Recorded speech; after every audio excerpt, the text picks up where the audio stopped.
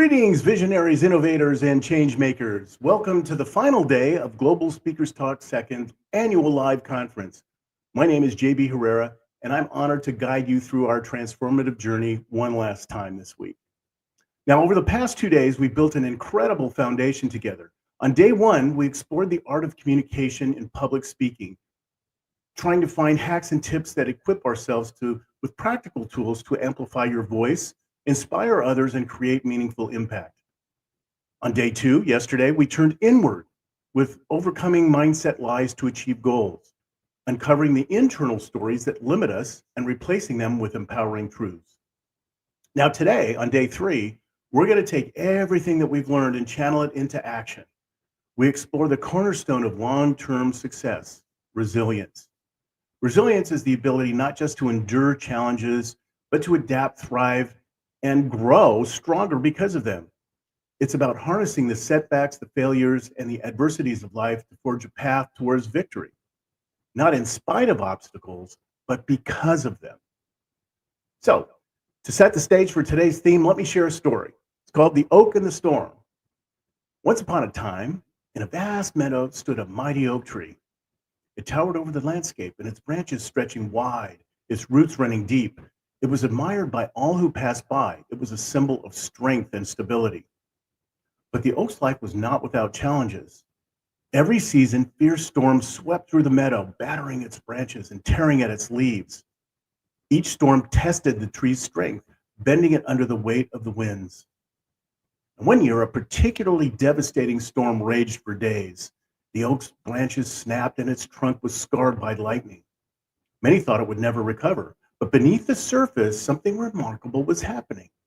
The storm had forced the oak to grow deep roots, searching for stability in the shifting earth. Its branches grew stronger, more flexible, better able to weather the next storm. And over time, what had once been scars became markers of resilience, a testament to its ability not just to survive, but to thrive through adversity. Well, like the oak, our greatest growth often comes from our most challenging moments.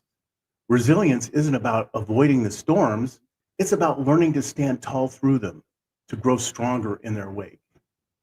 So today, we delve into the secrets of resilience, how to adapt, persevere, and emerge stronger no matter what life throws your way.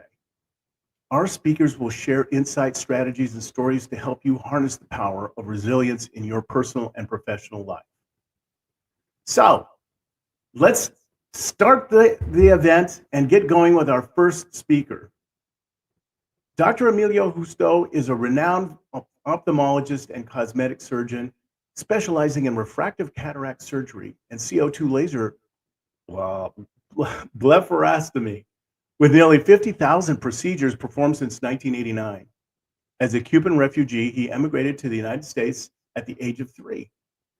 And his journey underscores the transformative power of patience, perseverance, and self-discipline. His August 2023 TED Talk, Delayed Gratification, Your Superpower to Success, has amassed over 6 million views, making it the third most viewed TEDx video globally in 2023. His best-selling book, The Power of Pause, Mastering Delayed Gratification for Success, followed in June 2024 and became a #1 Amazon bestseller. In February 2024, Dr. Justo delivered a second TEDx talk, Unleashing the Drive Within, the Obsession Advantage to Unprecedented Success.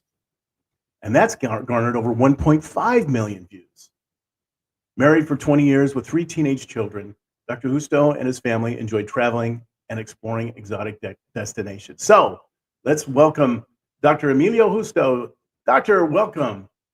Thank you so very much, JB. It's an honor and privilege to be with you and with the rest of the team here today. And by the way, the medical term, everyone misspeaks that. It is blepharoplasty, or what a lot of people refer to as an eyelid lift or eyelid surgery, but it's blepharoplasty. But that's okay. No one ever gets that right. Thank you. All right. So I'm really looking forward to this. So, ladies and gentlemen, did you know that over 92% of people fail to achieve their long-term goals due to mindset barriers rather than lack of ability or resources? This statistic reveals a powerful truth. Success isn't about innate talent or luck. It's about cultivating the right mindset. Without resilience, patience, and self-discipline, even the most promising goals can fall apart. Now, in our fast-paced world where instant gratification dominates, resilience often takes a back seat. True success, however, demands a mindset that prioritizes patience, perseverance, and self-discipline.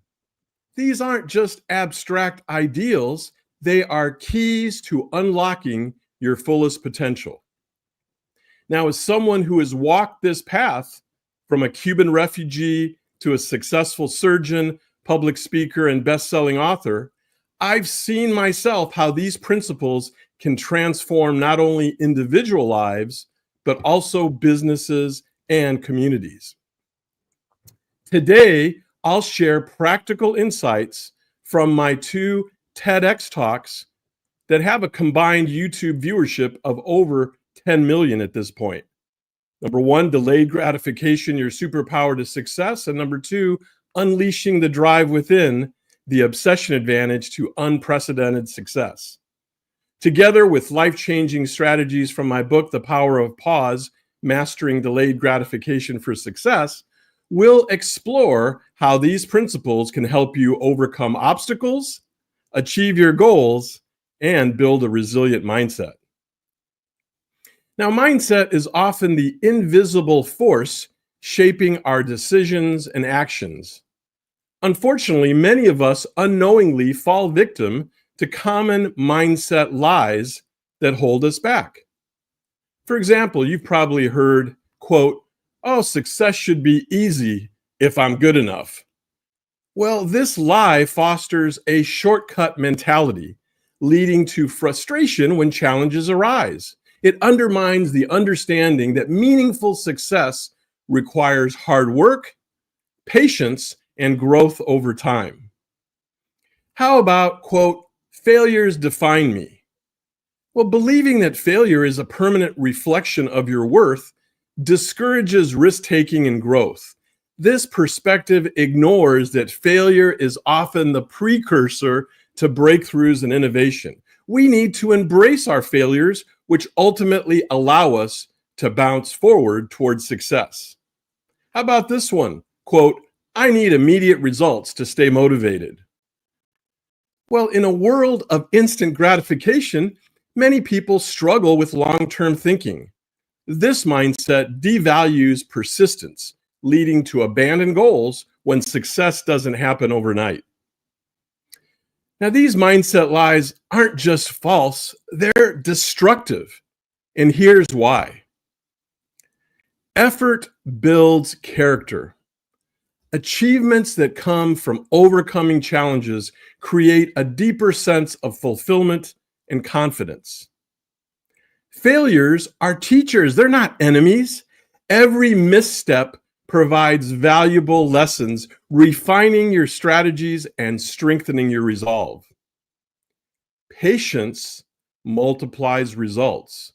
Small, consistent actions compound over time, yielding exponential rewards. This is the essence of delayed gratification, a principle that has guided me throughout my career. Recognizing these lies and replacing them with empowering truths is the first step toward unlocking resilience. Now, let's explore actionable strategies to cultivate resilience and overcome these mindset barriers. First, harnessing patience. In my opinion, patience is the foundation of long-term success. It teaches us to trust the process and remain steadfast in the face of challenges. Break large goals into smaller, more manageable milestones. Each milestone represents progress and builds momentum, making the journey less overwhelming. Celebrate those small wins to stay motivated. Number 2, cultivating perseverance. Perseverance is about staying the course, even when the path gets difficult. It's what separates those who quit from those who ultimately succeed. So, why not start a personal journal to document your goals and the reasons behind them? During moments of doubt, revisit your journal to reconnect to your deeper why. This clarity will help you push through tough times. Number 3, practicing self-discipline. Self-discipline is the daily practice of aligning your actions with your goals. It ensures that short-term distractions don't derail long-term success. So consider creating a structured morning routine. Perhaps start each day with intentional actions that set the tone for discipline. Perhaps journaling, exercise, or planning your priorities. And finally, 4th, harnessing positive obsession. Positive obsession is a focused passion for your goals. It isn't about OCD. It transforms your purpose into a driving force that keeps you moving forward even in the face of adversity. So maybe consider using vision boards or some sort of mental imagery to vividly picture your success. This keeps your obsession constructive and ensures it aligns with your values and your mission. All right, so at this point, you're probably wondering, okay, what's the unifying thread that ties these principles together? Well, it's simple. These qualities enable you to take control of your mindset and your life. Delayed gratification gives you the patience to work toward meaningful goals without being derailed by short-term temptations. Resilience equips you to adapt and grow stronger in the face of challenges. Self-discipline ensures you stay consistent in your efforts even when motivation wanes. Positive obsession transforms your passion into purposeful action, keeping you laser focused on your vision. Together, these principles form a powerful framework for unlocking resilience and achieving unparalleled success. Remember, resilience begins with recognizing and challenging the limiting beliefs that hold you back. By embracing patience, perseverance, self-discipline, and positive obsession, you can rewrite the narrative of your life. Remember, success isn't about avoiding challenges. It's about rising above them with clarity, determination, and purpose. So as you leave today, I challenge you to take these steps. Identify one immediate comfort you can delay for a greater future reward. Reflect on a recent failure and extract a lesson that can guide your next steps. Commit to one action that fuels your positive obsession, something that aligns with your passion and your purpose. Remember, resilience isn't just about enduring, it's thriving despite the odds. Unlock your resilience today and take the bold steps needed to win in life. Back to you, JB.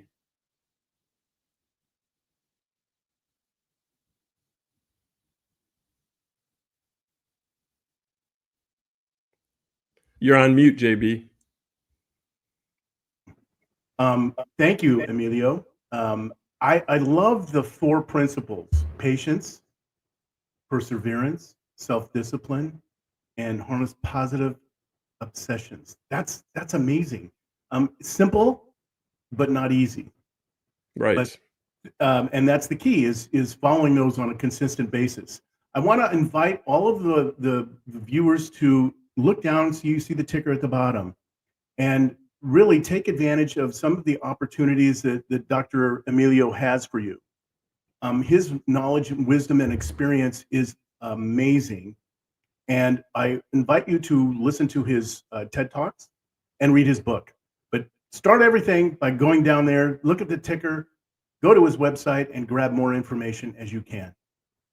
Again, thank you, Dr. Emilio, for being here. We really appreciate your time and patience.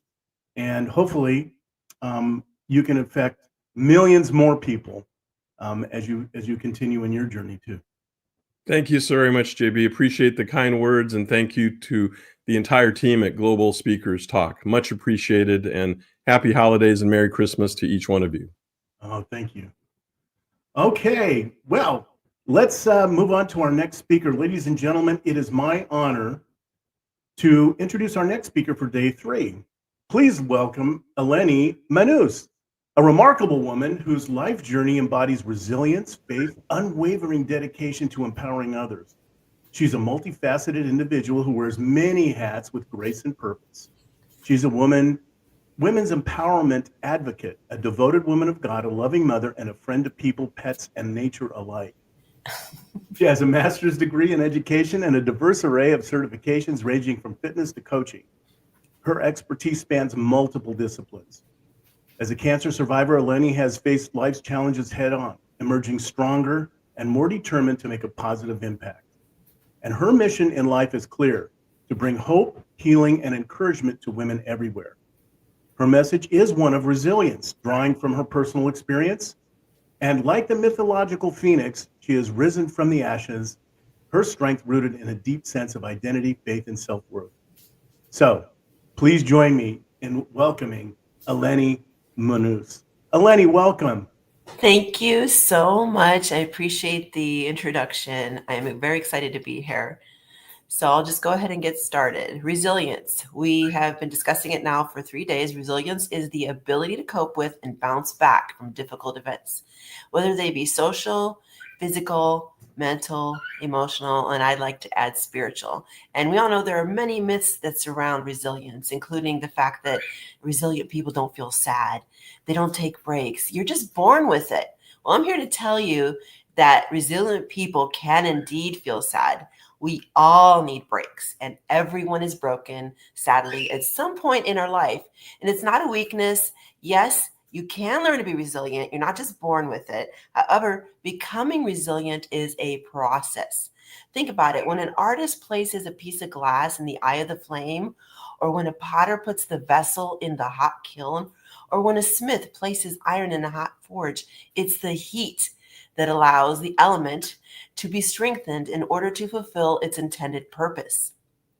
We will not become resilient without suffering, sadly. Although we should not invite trials and tribulations, we cannot altogether avoid difficult circumstances. We can learn to be resilient.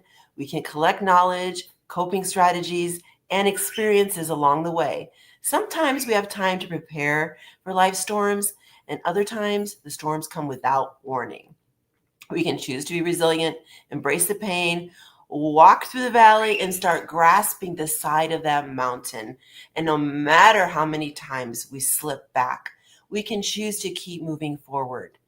What's the alternative? We can try to run away from difficulties physically, emotionally, mentally, or even spiritually. But what happens?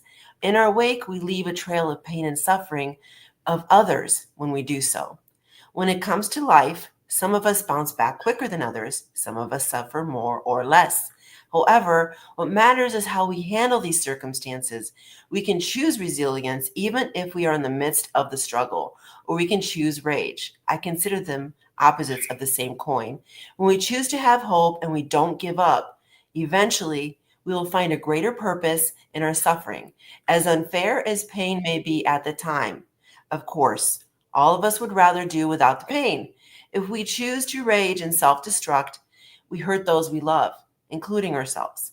Like I mentioned before, there are 5 basic categories of resilience: social, physical, mental, emotional, and spiritual. Today, I will be sharing part of my own personal journey of resilience from a spiritual perspective. No one ever wants to hear the word cancer. The instant one hears those words, it appears to be a death sentence. Such was the case for me when I heard those words spoken over the phone. When they say your life flashes before your eyes, my life truly flashed before my eyes. My moments from childhood up until that moment in time appeared before me with one question in mind. Is this my purpose? No, it cannot be. I have not fulfilled my purpose yet. I cannot die. So I began treatment shortly after receiving a diagnosis of very aggressive breast cancer. It was terrifying, to say the least. In that time period, while I was in therapy, while I was having surgeries, while I was having chemo, radiation, and a bunch of other adjunct therapies, my dad got sick. He was in and out of the hospital. My dad passed away. The day my dad died, I was in the hospital with him, and I still had tubes and stitches coming out of my body, okay? My mother died a year later, not being able to bear being away from her husband. She died of a broken heart. Shortly after that, my best friend passed away. My best friend of 30 years passed away. Many other things happened after that. There was a lot of loss, a lot of pain, many punch cuts that I did not think I was going to be able to get up off the floor from, to be honest with you. It felt difficult to breathe at times. The grief was beyond mind-blowingly painful. However, there was one thing I had, and it might sound trite to some of you, but in the back of my head, even though I didn't feel it in the moment, I knew I was loved by God. I thought back to the story of the woman in the Bible that touched the hem of Jesus' garment. She knew that all she had to do was just reach out and touch that hem. That's all she wanted, and she knew she would be healed. Well, let me tell you, I didn't feel like I could grab the hem. I barely had what I felt like a string. But guess what? That is all I needed. Think about the power that's in that strength. We're talking Jesus here, the Son of God, right? Called the Son of Man, right? Because he is the representation of all humanity. I knew that I am a child of God. I knew that I am God's daughter. And I knew even though I didn't feel it in the moment, I was worth it. I was worthy and I was loved and I continue to be so. Now, in that period of time, it was a short period. It was a period of about 3 years. I realized that all around me, there were other men and women that were suffering, and some of them chose to live through it, become stronger. Others did not, sadly, make it out of the other end through life. So because I've seen a lot of suffering around me, and because I knew that I had a message to send, my purpose came out of all the suffering. And my message today is, you are worth it, you are worthy, and you are loved. I know that it's a critical message for many to hear, and it gives hope, it gives life, and God put it on my heart to share it with many. So out of the ashes, as you mentioned earlier, a phoenix did arise, and it's called, this book, Awakening, a Transformational Story, a Love Story. It's the story that I wrote of my own experience with having had cancer, and it's the story of another 4 women. There are 5 of us in here in total. There's stories of trauma, grief, suffering, the loss of children. There's so much in here. However, what I want you to get out of this is not just the suffering, but the strength that came out of each situation. So each of us can share a small bit of what we endured, right, to help others. And that's what we chose to do. It was our deep faith and hope in God that brought us out of these situations. It was spiritual resilience that allowed me not only to survive these circumstances, because I tell you what, at one point, I did not feel any hope whatsoever. I did not know how I was going to take one step and put one foot in front of the other, let alone take another breath. There were times I just even asked God, why am I even still here? And he kept whispering back to me until I was able to allow myself to listen. Even though the screams of grief were so loud, I could hear, you are worth it, you are worthy, and you are loved. And that is the message I have today, that resilience and self-worth comes out of a strong sense of knowing who you are. And for me, knowing that God loves me, accepting that love for myself, and be able to spread that message of worth to others. That is my purpose. I do have a link to the book, as you mentioned, in the scrolling tab. If you would like to receive a complimentary copy of my ebook, Resilience, Rebuilding Your Confidence and Hope, you can subscribe to my blog. And the link below will take you directly to the book itself on Amazon if you're interested in purchasing it. The message is for men and for women. And I want to thank you again for having me here. And just remember that it's the fire you go through that will strengthen you and ready you for your intended purpose. Again, it's the fire you go through that will strengthen you and ready you for your intended purpose. You are worth it. You are worthy. You are loved. Never give up. Thank you. Eleni, that's amazing. Thank you so much for that story. It's inspiring.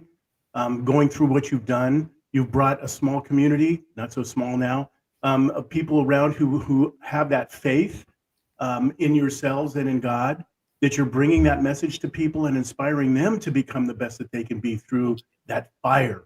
Thank you so much. I appreciate it.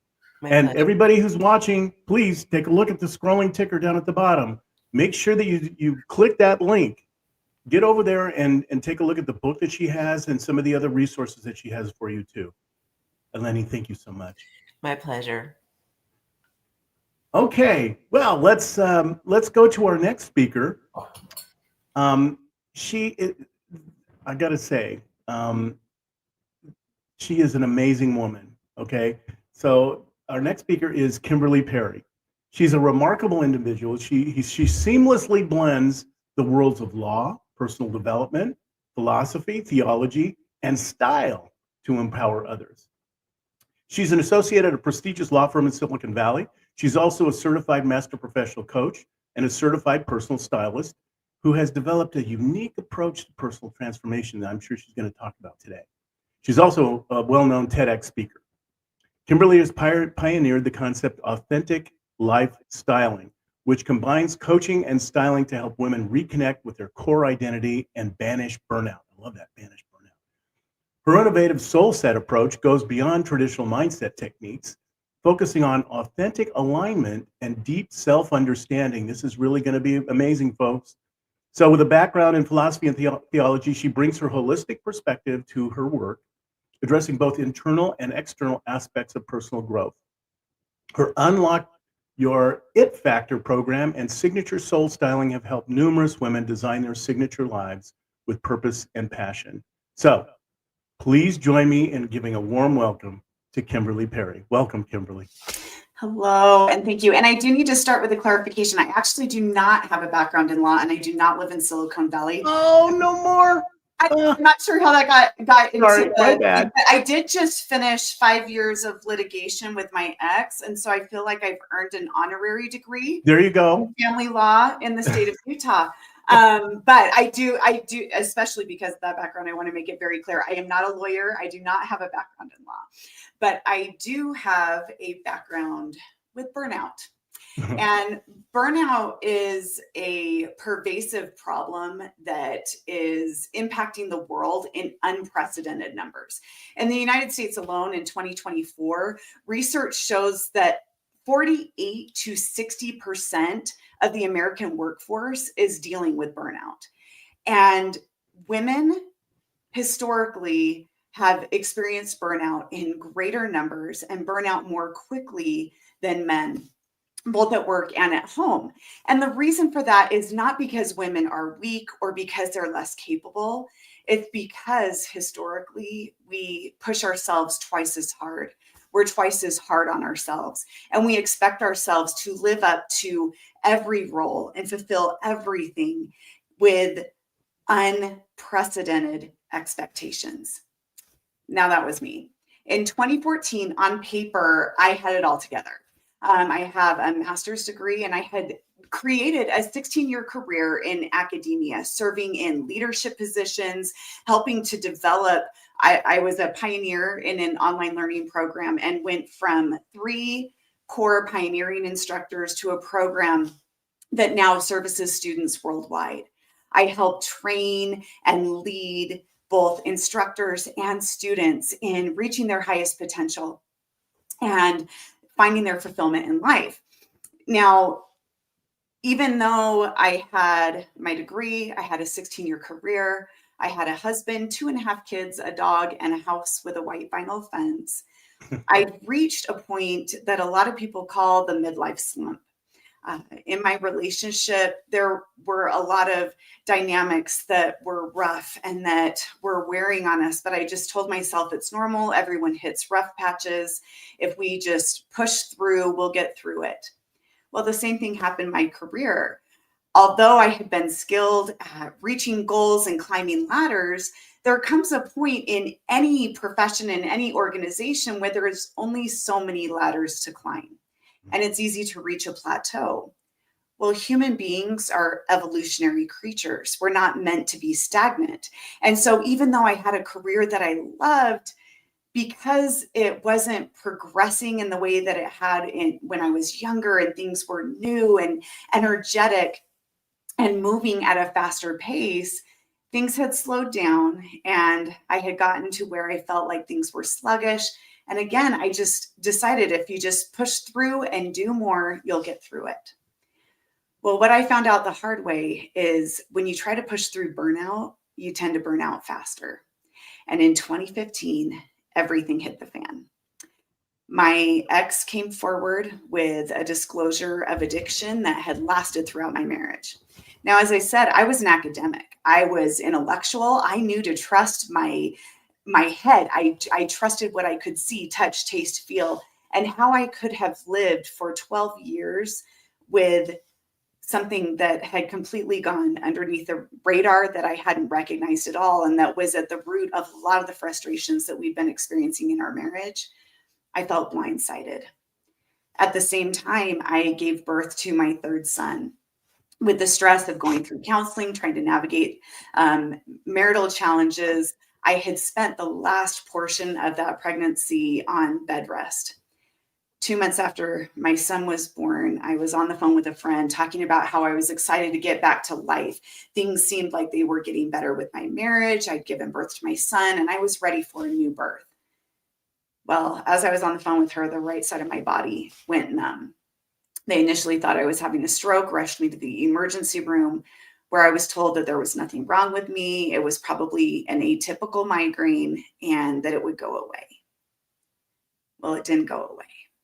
And that led to a period where I spent a year on a bed in my living room watching other people take care of my kids while I was taken to 3 to 5 doctor's appointments a week trying to figure out what was wrong with me. Just like in my marriage where I had felt like there was something off or something was wrong. Every time I went to my ex, I was told there's nothing wrong. It's all in your head. It's just you. Going to doctors and knowing that my body was not responding normally. I couldn't sit or stand for long periods of time. My leg would go out on me and I couldn't even hold my infant son because I didn't know if my arms would support him. And doctors told me there was nothing wrong. We can't find anything in the tests. It will go away.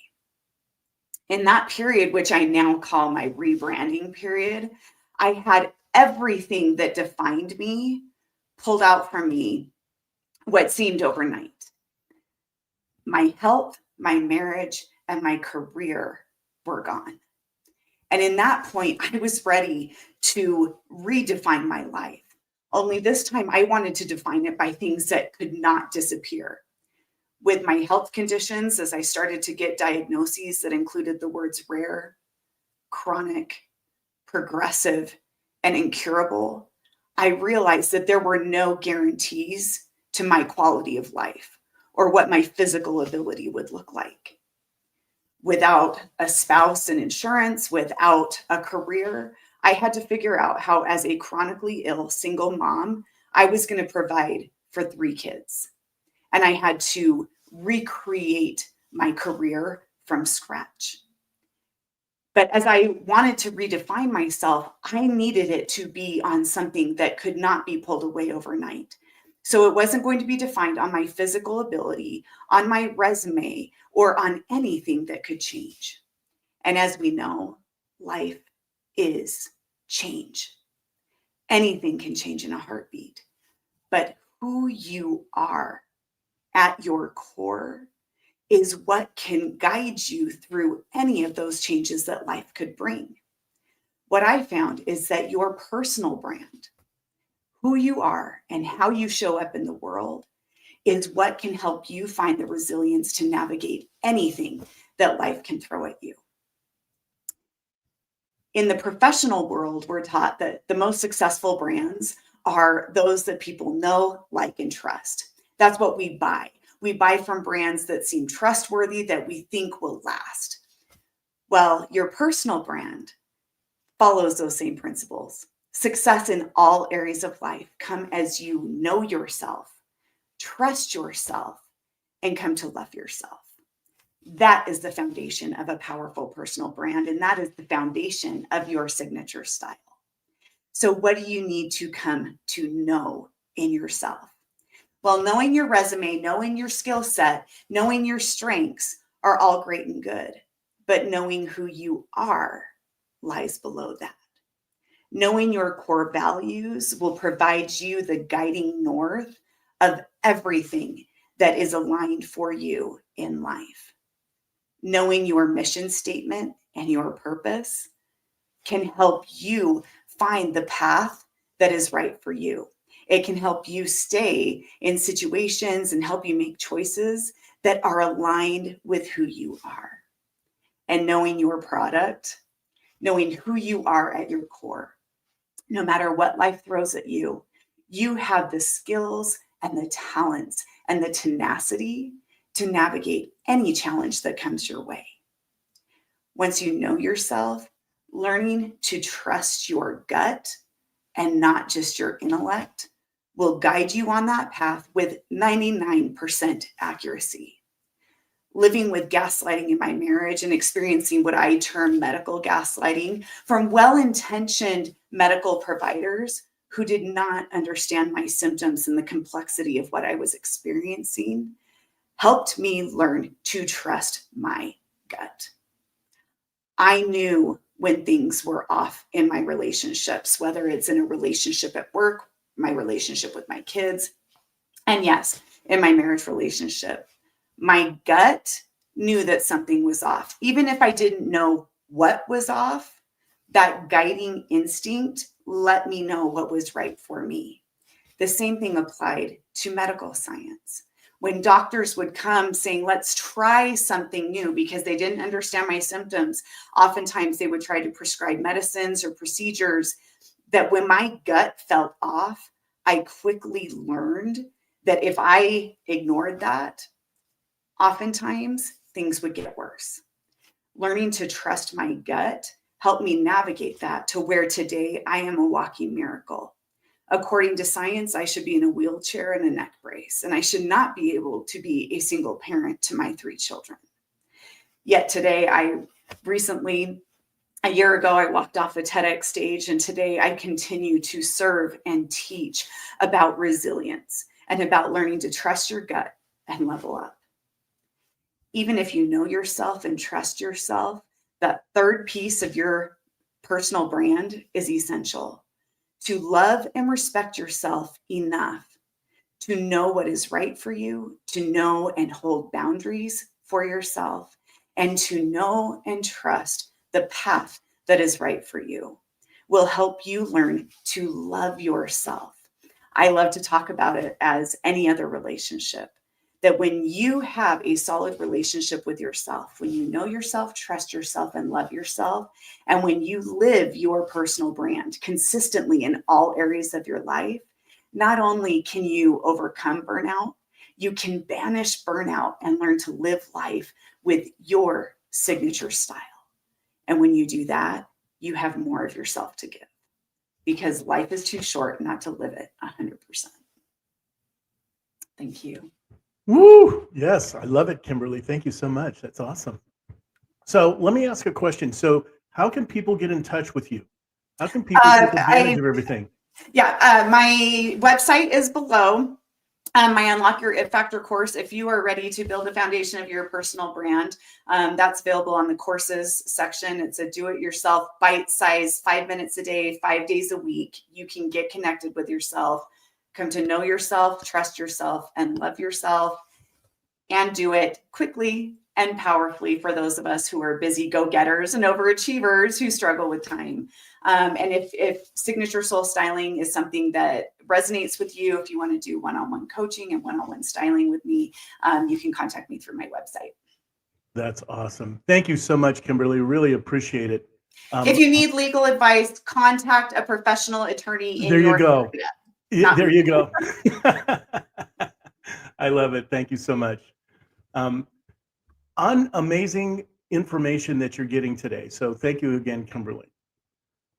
Now I'd like to move to our next speaker. This is a true honor to introduce a pioneering force in the movement of gender equality and women's empowerment. Catherine Holt is an elite international speaker and author who has dedicated over 30 years to promoting women as change agents.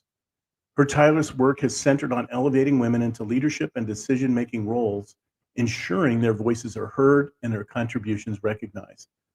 Her influence extends across the globe, where she has mentored countless grassroots and aspiring women leaders, inspiring them to awaken their inner strength, speak their truth, and transform their lives. Her impact is felt in diverse arenas, from UN meetings and academic courses on women and gender studies to advocacy in the political sphere and everyday interactions. With passion and dedication, Catherine shares her wealth of experiences, skills, and strategies for navigating the unique challenges faced by women in leadership. Her insights not only empower individuals, but also drive systemic change. So please join me in welcoming Catherine Holt. Welcome, Catherine. Good morning, good afternoon, and good evening to anybody who's listening from anywhere in the world. Thank you for joining us, and thank you for Global Speakers Talk to actually have these summits and allow us to share with the audience some of our experiences and knowledge, and also learn from our audience. So I would, if you are so moved, to please also contact me with your stories, because I really thrive on learning from other people. With resilience, I think we had several speakers already kind of talk about what resilience is. And, you know, I look at it as just finding the strength to recover from life's challenges. And as some previous speakers said, it takes persistence and determinations, because we all go through ups and downs in our life. You know, my mom used to say that no one gets out of life unscathed. And I know you all, everyone that's listening, and probably everyone in the world, even though you know, a lot of our social media, we only see the parts of their lives that are stellar, all are going through hard times at some time in our life. And one of the things that I think my mom channeled, although I'm not sure she would say she was Confucius, way back, used to say that the greatest glory is not in never falling, but in rising every time we fall. You know, so my mom put it in her words, you know, you fall down, you kind of lick your wounds, but then you get up, dust yourself off, and keep on going. But it's not just about surviving, it's also about thriving. And I think one of the first things that I talk about in my work is knowing yourself. You're with yourself 24/7, so you might as well have a good relationship with yourself. But do you really know yourself? Do you know your values? Do you know your triggers? Do you know your strengths? Do you know what you're happy doing, your passions? Those are all very important things to resilience, because if you haven't really discovered who you are and what makes you tick, then you really it's just harder when something does kind of smack you upside the head to recover and to learn. I think another very important point of resilience is to reframe failure. In our culture, and in a lot of cultures, failure is looked at as a real negative, and it's, you know, it's almost like something that's your fault, or that you brought on. But in reality, I believe failure is an opportunity to learn. It's an opportunity to get creative, to figure out the problem. I lived in Brazil for 5 years, and they have this expression called "dar jeitinho." And what it basically means is just figure it out. There's always a way, there's more than one pathway through something or to handle something. And what you need to do in life is just figure it out. Figure out a way around an obstacle, figure out a way over a barrier, but that you can be creative about it. And also, failure is a time for growth. This is where several of our speakers have said, you learn about yourself a lot when something goes wrong. When we're on autopilot and kind of going through life, sometimes we just don't pay attention to some of the messages that we should be learning. But when you're challenged, that's when you really do learn about yourself. I use this quote often. I've used it in my classrooms. I've used it when I was teaching. I've used it when I speak internationally and with groups that I work with and the women I work with. And it's from Michael Jordan. And he says that I have missed more than 9,000 shots in my career. I've lost almost 300 games. 26 times I've been trusted to take the game-winning shot and missed. I failed over and over and over again in my life. That's why I succeed. So I think reframing what failure really is, and I don't even like to use that word. I mean, it's just a challenge that you have to deal with. And I think that's one of the big first steps in resilience, is to not beat yourself up and not say, oh my God, I'm down on the ground and, it's over. It's like, okay, what can I learn from this? Did I have something to do with this happening? And if so, you can learn about yourself and you can learn about your situations. I think the other things that I really, besides self-reflection and reframing failure, is also learning to embrace change. I mean, there's so many quotes about how change is the only constant in life. And the more we get to acknowledge, we could come to the point where we can acknowledge that change is going to happen. And what we can control isn't in our circle of control, is how we react to it. Because change is usually most often, an external factor. And we cannot control the external world. So we can control just how we react to it. And once again, knowing yourself, reframing how you look at these opportunities to learn will help with that, that learning to embrace change. And also you learn when you go through these difficult times, you learn that you have what it takes to survive and thrive, because you do. My daughter, in about a 2-year period, I went through my mother dying, my daughter of 18 years old having a stroke, a very debilitating stroke, and she was training for the Olympics in her equestrian event. And then her dad decided to leave. So I was alone trying to care for myself and also support my daughter in her journey of rehabilitation, getting better. And I also learned then, because I used to be kind of a loner, I just was one of those very independent individuals, that I needed to build connections and have a support group that really would support me. They also supported the situation, my daughter, but they also supported me. And it was a very trusted group. It was a group that cared. And having that support around me was, and asking for it, being vulnerable and asking for it, and admitting that I couldn't handle this all by myself. Because as the previous speakers talked about burnout, yeah, I was there. And but building connections and finding those people that are really within your world, that they have your back no matter what, and they're there and they will show up when they're needed. That's what some people define good friends as, the ones that show up in the hard times, not just the fun times, not just the celebrations. So I think that's also important. And then another thing that I also think is important, and we don't always acknowledge in our culture, is if you're stuck, get help. Talk to a professional. They are, if you break your arm, you go to a doctor.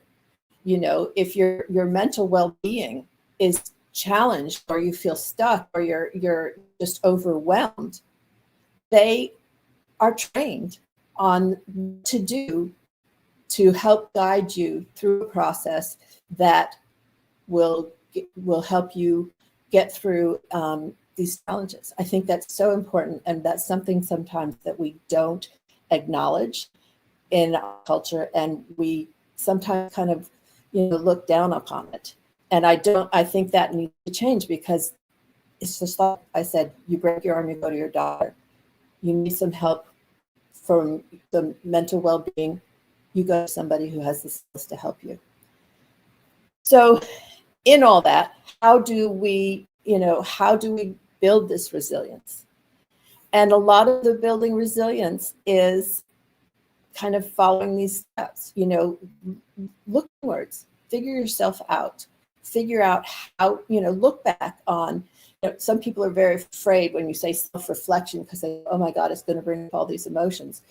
Yeah, we need to deal with those emotions. We need to deal with those facts. We need to see how we show up in the world. And it's only really looking at yourself. So take the time. The first speaker mentioned journaling, meditation. Meditation doesn't have to be like in the movies. You sit there all when you think about it. You're just taking a few moments of your time in your life to look inwards, take care of yourself, self-care, and networking, finding those people, going out and actually creating those relationships and giving the energy to those relationships that are so important to build, because there's another saying, no man's an island. There's a lot of cliches out in the world, but they're because they really do echo life. And then just through the self reflection, you will learn about how you react to change and how you can change that mindset. And to change that mindset, you go into situations where you need to handle change. Little steps at first, but just try it out. You'll get more confidence in the fact that you can do that. And if you need some help, find it. It shouldn't be taboo.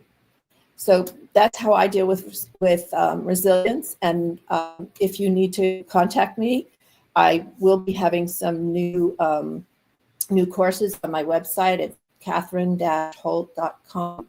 And I am finishing my book next week, which will be published in time to be part of a gifting event, a celebrity gifting event at the Oscars in March. So thank you for listening. And I hope that you find something here helpful that you can start doing, as the previous speaker said, small steps, but a little bit each day, each week. So thank you.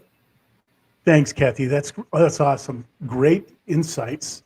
And you've been such an inspiration and a leader in empowering women around the world. I want to truly invite people to see the ticker at the bottom of the screen, go to the website. You'll see really the effect that you can have in your life by following some of the principles that Kathy espouses and teaches. So thank you again, Kathy. I appreciate it. Thank you. Okay. I'd love to introduce our next speaker. It is my pleasure to introduce Desi Bolin. She is the founder and CEO of Virtually Sourced Solutions International, a virtual executive consultancy firm with pillars of freedom, strength, support, stability, and security. So with 2 young kids at home, she's developed methods to multitask, as we all have to do when we have kids at home, but to get things done in a necessary and in a simple, easy way. She's translated that ability into a business that helps business owners streamline operations, drive growth, and most importantly, reduce stress. She's an executive contributor for Brains Magazine, including the prestigious CREA Global Award and the Brains 500 Global Award. Please join me in welcoming Desi Bolin. Desi, welcome. Thank you, JB. It's a pleasure to be here with you. Welcome. Did you know that companies with women in leadership roles are 21% more likely to outperform their competitors? Yet women still hold less than 25% of leadership positions worldwide. What does this tell us about the untapped potential of women leaders, and how can we change this narrative? Throughout history, women have made incredible contributions to society, shaping culture, advancing science, and driving social change. From trailblazers like Marie Curie and Rosa Parks to modern leaders like Claudia Scheinbaum, women have proven time and again their power to inspire change. Yet, despite their achievements, women often face significant hurdles in being recognized and supported in their efforts to lead and create impact. Today, we'll celebrate the lessons we can learn from these extraordinary women and explore how we can amplify their voices. While women have made remarkable strides, the journey hasn't been easy. Societal biases, gender pay gaps, limited access to opportunities, and unequal representation are just a few of the barriers we face. Consider this. A 2023 study revealed that only 10% of venture capital funding goes to businesses led by women, despite data showing women-led companies deliver higher returns on investment. How do we bridge this gap? By learning from and supporting the women who have overcome these obstacles to pave the way for others. Let's take a moment to explore the stories of women from diverse backgrounds who have shattered barriers and rewritten the rules. For instance, Oprah, born into poverty, faced countless challenges before becoming a media mogul and philanthropist who inspires millions. Then there's Wangari Maathai, the first African woman to win the Nobel Peace Prize for her environmental and social activism in Kenya, proving that one voice can create global ripples. Closer to home, consider someone like my client who started as a solopreneur with a dream to catalyze change. Today, she has built a business that has contributed thousands to support those who are underserved. Each of these women, in their unique way, reminds us that courage, resilience, and purpose can overcome the toughest challenges. One story that always moves me is that of Malala Yousafzai. As a teenager in Pakistan, she stood up against the Taliban for girls' right to education. Despite an assassination attempt, she refused to back down. Today, Malala continues to advocate for girls' education worldwide through her foundation, transforming the lives of countless young women. Her story isn't just about bravery. It's about the power of unwavering belief in a cause. It's about resilience. It's about passion. It teaches us that one determined individual can spark global change. As we reflect on these stories, what lessons can we take away? First, courage and determination can break down even the highest walls. Second, every voice matters, especially those that challenge norms and fight for what's right. Finally, the collective effort to support and uplift women isn't just a moral imperative. It's a necessity for a thriving and equitable world. Together, we can create a future where every woman, regardless of her circumstances, has the opportunity to lead and inspire change. Now it's your turn. Who is a woman that inspires you? Share her story in the comments, and I'd love to hear about the powerful women who have impacted your life. And don't stop here. Keep going. Let's keep the conversation going and continue to inspire change. Yeah, if you want to reach out to me, all of my contact information can be found on the website, which is virtuallysourced.com. Awesome. Thank you, Desi. You are a force. And it's really inspiring to see the effect that you're having at a practical level. Over my 35 years of coaching and mentoring, about 85 to 87%, I think is the number, of my CEO clients have all been women. And while all my information is anecdotal, what I will say is the CEO women that I have worked with over time are dynamic and have a unique way of looking at life. And that translates directly into the things that they're doing in business as well. So thank you for changing the conversation and bringing us all together from that perspective. Thanks, Desi. Thank you. It was my pleasure. All right. So now what I'd like to do is introduce our next speaker. Sheldon Crocker is the founder of Crocker's Transformative Thinking and and an empowerment pathfinder who helps individuals and organizations unlock their potential. Sheldon's journey is deeply personal, from experiencing homelessness to graduating with a business management degree while sleeping on park benches. As a keynote speaker and author of Keep on Walking, he's inspired audiences in over 10 countries with his message of resilience. Today, Sheldon's going to talk about unlocking resilience and drawing from his motto, if I can, which I have and always will, overcome obstacles to create a better life for myself, so can you. So welcome. Great excitement, Sheldon Crocker. Sheldon, welcome. Thank you so much for having me here today. It is more than my honor, more than my pleasure to be here. Ask yourself the question, what if the key to thriving isn't in avoiding hardship, but in thriving and transforming it into power, your strength? Take a moment, look around the room you're in. Maybe it's your living room, your home office, or your kitchen. Now imagine this. 70% of people in rooms just like yours, people with hopes, dreams, and struggles, are silently battling limiting beliefs. They feel stuck, convinced that their challenges define their future.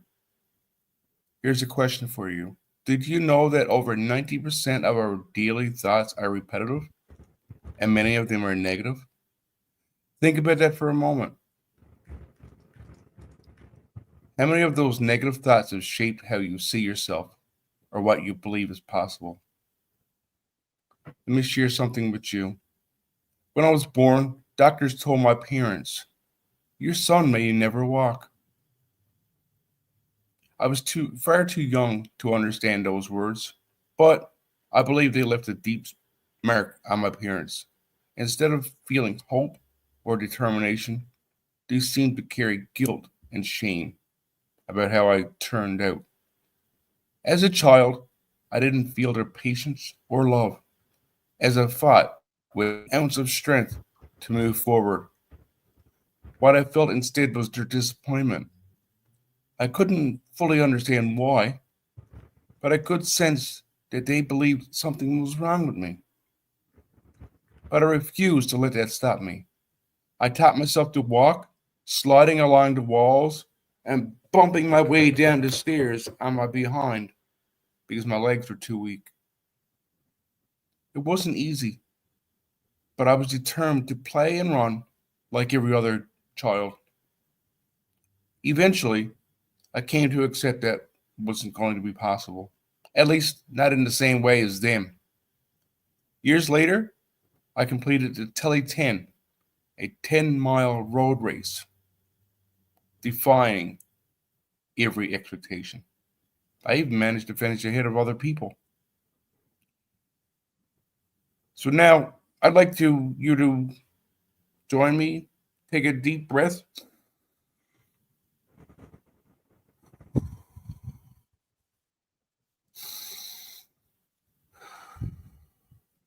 and to realize you're not alone in this. That's the beauty of being here today. We're sharing this moment, learning how to transform those limiting beliefs into something powerful. Let's take this time together today for an impactful part of your journey. As we go along, if something vibrates with you, drop a note in the chat. If a memory or insight comes to mind, jot it down. This is your space to reflect and connect. There are many strategies to help us develop resilience. Today, I'll share 3 of these. So let's begin by looking at the stories we carry, because if we don't change those stories, we'll keep living the same chapters. Let me repeat that again for those in the back. If we don't change those stories, we'll keep living the same chapters. Strategy number 1, reframe your narrative. For years, I carried a story that wasn't mine. It echoed in my head.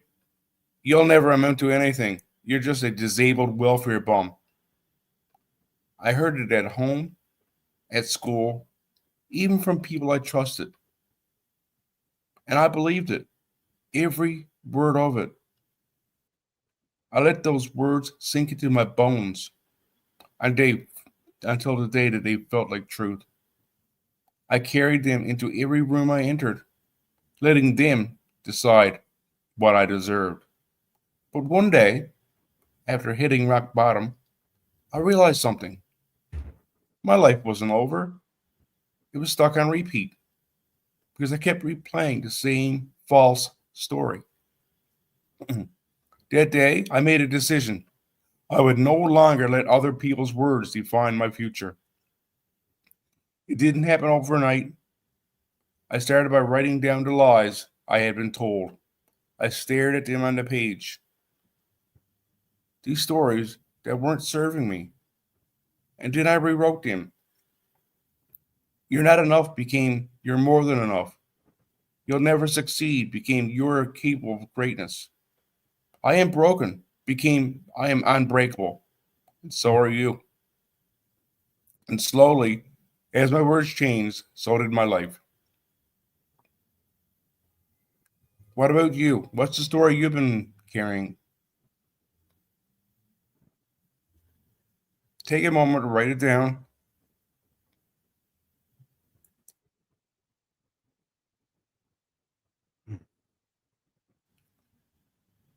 Maybe it's one someone told you, or maybe it's one you've told yourself. Now, rewrite it. If you feel comfortable, you can share it in the chat. When you take control of your narrative, you take control of your life. When you take control of your narrative, you take control of your life. The words you chose and choose today will shape the reality you're living tomorrow. But even the most powerful story needs support. It needs structure, just like a house needs a strong foundation. That's where resilience tools come in. Tools can hold you steady while life feels overwhelming. So strategy number 2 is build a resilience toolbox.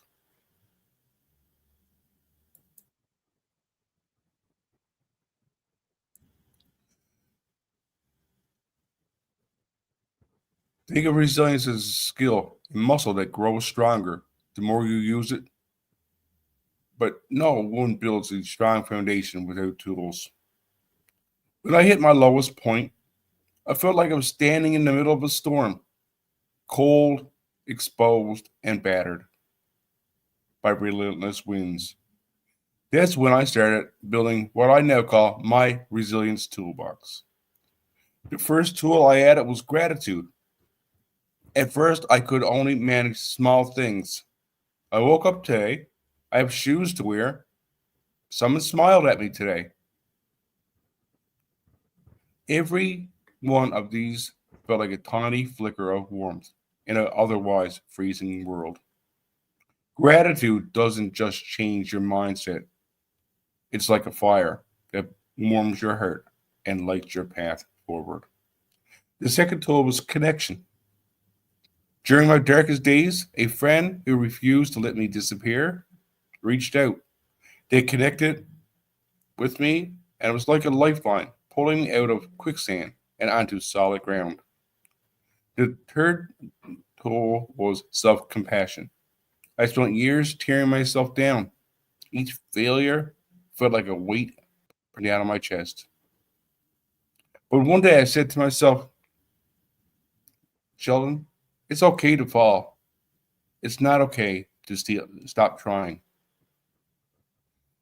So what tools are in your resilience toolbox? Or what tools can you add to your resilience toolbox? Once again, if you'd like, you can drop your answers in the chat. Gratitude, connection, self-compassion. Which one speaks to you the most? It's amazing to see how these tools connect differently for each of us. That's the power of a resilience toolbox. It's personal and it evolves with you. But tools alone aren't enough. It's not what you have, it's how you use it. It's not what you have, It's what you do with what you have. Let's talk about how small, consistent actions can turn these tools into life-changing habits. So the third and final strategy I'll discuss here today is take aligned action. Years ago, I stood outside a pub, staring at the door. The smell of beer hit me, sharp and sour, and the pull of my addiction was strong. My palms felt sweaty, and my heart was racing. Everything inside me screamed, "Go inside!" But something deeper inside me whispered, "Take one small step further." That day, I didn't walk into the pub. Instead, I walked away. As I stepped away, the cool evening air brushed against my face, and for the first time in years, I felt something different. Not the weight of failure, but the faintest sense of hope. That one small step wasn't just a step away from addiction. It was a step towards my future. And here I am today, 24 years into that future, 24 years with sobriety. Aligned action doesn't have to be big or bold. It just has to be consistent. Small steps repeated over time have the power to change your entire life trajectory. So ask yourself, what's one small step you've been avoiding? Write it down. And what's the next brave step you'll take? These steps may seem small, but their impact is enormous. They build momentum. And that momentum transforms and can and always will transform your life. Let's take all of this momentum and bring it full circle as we reflect on what we've learned today. Adversity doesn't define you. It reveals you to you. It shows you what you're capable of when life tests your limits. What version of yourself is adversity calling forth today? Today, we've explored 3 powerful strategies to help you rise above challenges and unlock your resilience. First, we rewrote our narratives, learned to shift limiting beliefs into empowering ones. Second, we built a resilience toolbox filled with powerful tools and emotional strategies to navigate life's challenges. And third, we took aligned action, transforming ideas into real, impactful change. These strategies aren't just concepts, they're the beginning of a journey that's uniquely yours, and yours, and yours over there. And this is why and where my work comes in. My message of resilience, empowerment, and authenticity is at the heart of everything I do. Through my journey of overcoming adversity, I've discovered that we all have the ability to rise beyond life's challenges and uncover our true potential. My vision is empowering you to transform your struggles into strengths, to live a life of purpose, and to embrace the greatness within yourself. One of the most powerful ways I see this is through my book trilogy, a transformative journey that takes you from stories of perseverance and triumph in Keep on Walking and the road to resilience to actionable strategies and tools in Resilience Redefined, which I'm glad to say I recently published only a few days ago. I finally received the third and final book in my trilogy. Together, these books are more than stories. They're guides for you to unlock your resilience and then transform your life. So I'd like to thank you all for being here today. And hopefully something I said resonated with you and you gained something from my words. So take your time every day to keep on walking the road to resilience until your resilience is redefined. Thank you. Thank you, Sheldon. Great words of wisdom.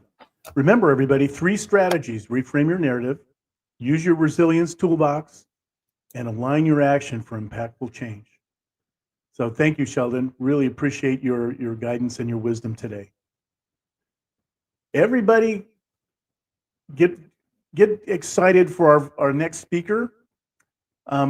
Please welcome to the stage Ricardo Ortiz Casarin, a visionary entrepreneur and spiritual guide who embodies the essence of resilience and transformation. Ricardo is the founder, president, and CEO of Casarin Interactive, a full-service marketing agency he established over 25 years ago. His innovative approach to digital marketing has helped numerous companies scale their businesses and achieve remarkable growth. But Ricardo's journey extends far beyond the realm of business.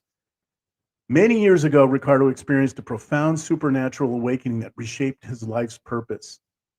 This transformative event led him to found Awakenings, a spiritual initiative designed to help others connect with the spiritual realm and find deeper meaning in their lives. As an accomplished author, Ricardo has penned Awakenings, Journey of Spiritual Discovery, inviting readers on a transformative quest toward inner peace and self-discovery. His unique blend of business acumen and spiritual insight offers a fresh perspective on resilience and personal growth. And today he's going to share his insights on unlocking resilience, drawing from both his entrepreneurial success and spiritual journey. So without further ado, please join me in welcoming Ricardo Ortiz Casarin to the stage. Welcome. Thank you, JB. That's a great introduction. Really appreciate it. My pleasure. All right. Well, this is my turn, and I have I'm proud to close this amazing conference. So I'm going to tell you my story. Most of the people who have been here have been telling their story, and mine is no different. And so I'll start by telling you, I was born in Mexico City. I'm the oldest of three with two younger sisters. And religion was never part of our life. I'm a type A personality who lived a very nice life. And when I had the opportunity to be in a high school, I was invited to participate in the exchange student program that brought me to the United States, to Minnesota. That's where I reside today. And in Minnesota, I have made my life. So I was able to study here. And as JB indicated, I founded my company here. And everything that drove me from the time I graduated to 2008 was living the American dream, which meant for me at that point, money. The biggest house, the biggest car, the best car that I could get, and living that fake dream where, those who have more toys wins the race. In 2008, something amazing happened. I went to a conference and presented information about marketing, and I met this woman who, her name is Lorna Slot, and that lady was a very attractive lady, and I said, "You want to have lunch with me?" And she said, "Sure." So we started to have lunch, and I asked her what she did, and she said, "Well, I work for AT&T, but I also give special classes." And I said, "What kind of classes?" And she said, "Well, one has to do with people, teaching people what their life purpose is. And the other one is with helping people to live their full potential." My mouth opened up and said, "Lorna, if you teach me that, I will help you market your courses." I was surprised because she had never asked for help. I had just met her, and I said to myself, "Who said that?" I know my mouth opened up, but I had not spoken those words, although they came out of my mouth. She said, "Oh, you are the person who has been sent to help me." And I said, "What?" She said, never mind. She said, "I agree." So this was on June of 2008, and we met on July 27th, 2008. We sat in my office in Minneapolis, and she went through some exercises. She made let me talk about my dreams. She asked me about life. She asked me about special circumstances. And at the end of 4 hours of working through this method that she has, she said, Ricardo, one of your life purposes is to be a special spiritual teacher. And I said, say again. She said, Ricardo, one of your life purposes is to be a special spiritual teacher. Well, you have to remember, I told you, I was after money, biggest house, biggest car. So I said, no, absolutely not. I thought you were for real. And she was like, what do you mean? I said, there's no way, no way. I said, when I was 15, I learned to meditate, and I work in meditation, but only 4 people in my life know about this. And there's no way I'm going to be teaching people spiritual matters. So right in front of me, she went like this. And she went into a trance. And I was like, oh my God, now what? So about 3-4 minutes later, she came back and she said, Ricardo, I'm here to tell you that that's one of your life purposes. I was like, she said, but there is another life purpose. I was like, okay. So we agreed to meet on September 4th, 2008. She left, and I sat and I was like, oh my God, what a waste of my time. And then I said to myself, well, I agreed to meet with her again. Might as well continue with the process, you know? You never know, right? And so my life continued, and I was married to, I'm still married to a beautiful, amazing person. Her name is Mary, and we have 3 daughters. And my life was wonderful, what I thought was wonderful. And on August 24th, 2008, my life started to change dramatically. I went through a special something between August 24th and September 4th. So it was about 20 days. I'm sorry, 10 days. I went through a demonic attack. I didn't know what was happening. I didn't realize what happened. I can tell you that I was in tremendous fear of everything. And there was no reason. I can tell you my life changed from being an optimistic person to being a very pessimistic person, where I felt life was going to end any moment. And I couldn't sleep. Through meditation, I learned that I was being attacked. If I was to tell you my story for those 10 days, it will take a couple hours. But in summary, this is what happened. On September 4th, about 4 a.m., I started to say a prayer. The prayer I'm going to share with you in a minute. And this prayer brought God into me at that moment, enter my body, release the demons, and my life will never be the same from that moment on. So the prayer is this: God, for the divine blood of your Son that saves and cures, I tie in your name any bad spirit that is in me or around me. And that hole that is left open, fill it up with your light. I'll say it again. God, for the divine blood of your Son that saves and cures, I tie in your name any bad spirit that is in me or around me. And that hole that is open, fill it up with your light. That prayer, I said it probably 100 times on September 4th. Next thing I know, this sword appears, light comes in through my body, and I felt like something left out of my stomach and my left. So the peace and the love that came to me, amazing. and opened up my left ear. The next thing I know is I start to hear voices that say, Ricardo, you see that person?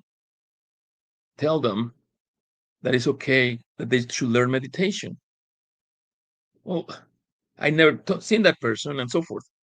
And I started to help people, and I was guided on to telling people what they needed to do. It just so happens that that same day was the day that Lorna Slot was coming back. She came, and I said, Lorna, you won't believe what happened. I went through this situation, and she said, oh, I understand.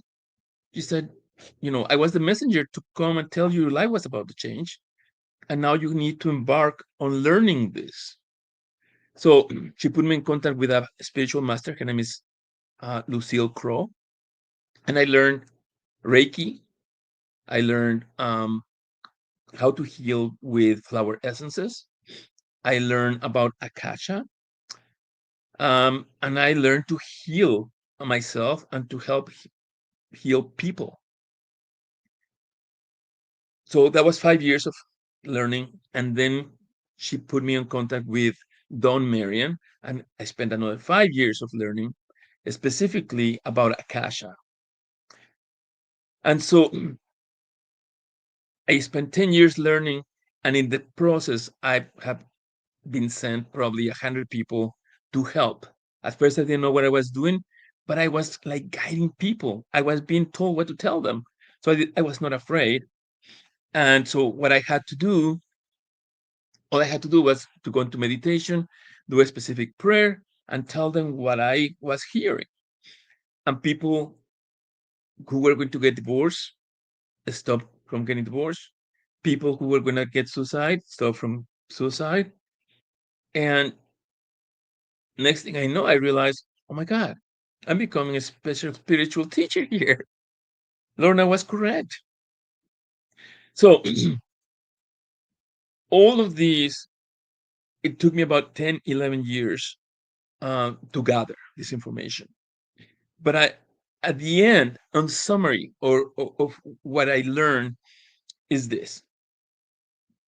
We are here on earth to fulfill a mission.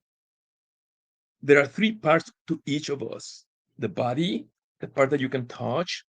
There is the spirit that is inside. Think of it as a little piece of energy. And then the soul. The soul is in the spiritual world, and that soul is the real you. So we are here to fulfill a mission, to learn or to teach something.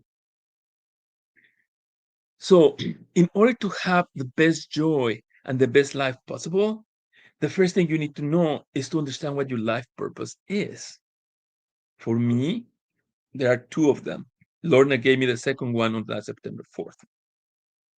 So it's helping people to unleash their potential, and the other one was to be a special spiritual teacher. As soon as I started to align with that, my life became much better. Money was not important, but it was the fulfillment of helping others. The ability to change lives, which has no price. And the letters and people crying saying, you changed my life, you saved my marriage. There's nothing you can buy. That's it's not available for purchase, And so I started awakenings to do 2 things. One, to teach people about this infrastructure. We are on earth to fulfill a mission for the time we have for life, either to teach or learn. And the more aligned you are with life, with your life purpose, the more joyful you will be. Now, when you were in the spiritual world, you were given a number of things, special gifts, and you were given circumstances. And they also put guides and angels to help you in your life purpose. What happens is we are not aware of them, or we barely listen to them. And so my teaching is this: be aware of your gifts first. Second, establish communication with your guides, with your angels and special teachers to make sure that you're in your life purpose. And then fulfill it. When you do that, there's no money in the world that can fulfill and give you that richness, that joy. I have 3 daughters. My oldest is a type A personality in business. My wife is an executive, so she's following in her steps. My second one, when she was 4 years old, she will come running to me and said, "Daddy, that tie no, that tie no." She is all about color and texture. So she will help me to match my ties to my suits. And the last one, she loves, and every time she saw animals, um, she will be with them and she could communicate with animals, and she just loves animals.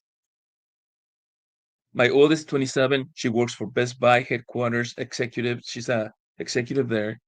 My middle child works for Target. She's a creative director and does photography.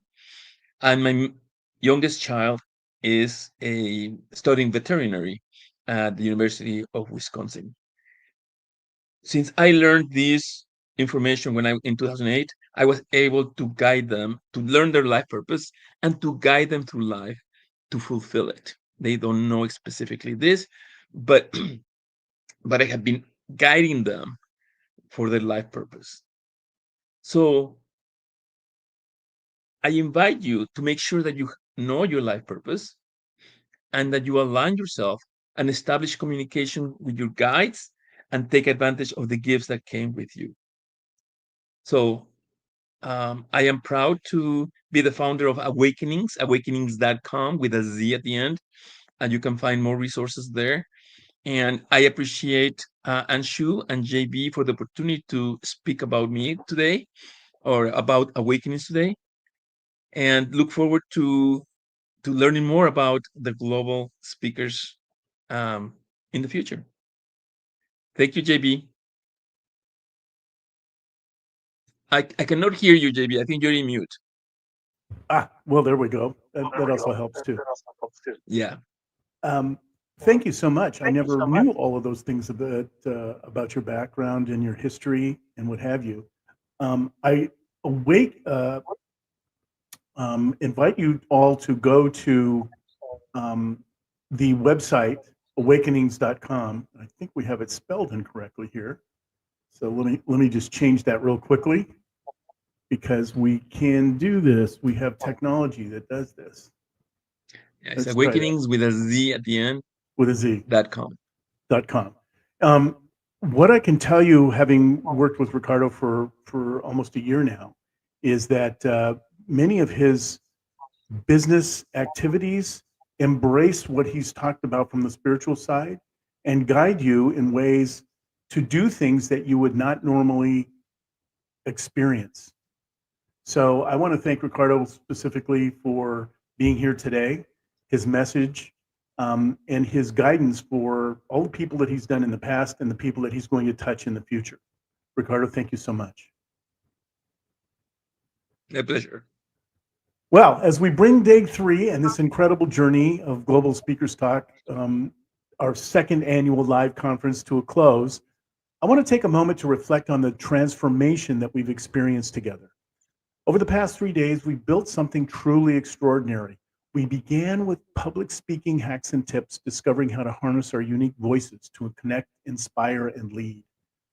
On day 2, we turned inward with overcoming mindset lies to achieve goals, breaking free from the doubts and fears that hold us back.